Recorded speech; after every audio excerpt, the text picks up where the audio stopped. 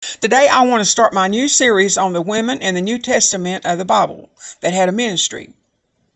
And the first one I want to do today is in the book of Acts, and her name was Tabitha, but she was also known as Dorcas.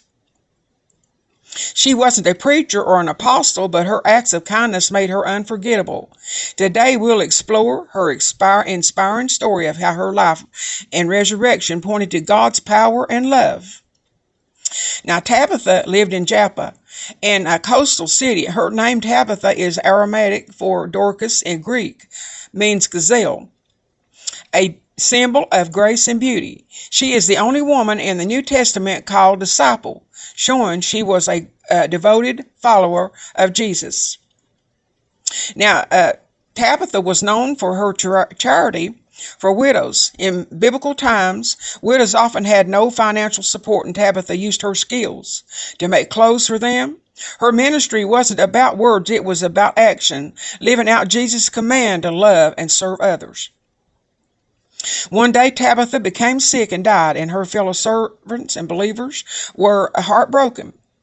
But instead of accepting her death, they sent for Peter, believing that God could still work a miracle. Peter arrived and found the widows mourning, showing the garments Tabitha had made. But Peter sent everyone out and knelt and prayed. Then he said, "Tabitha, arise," and immediately she opened her eyes and sat up.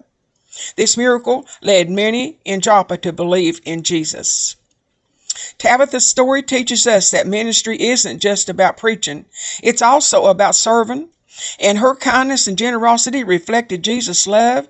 Even after death, her legacy continues. And through God's power, she was given a second chance at life.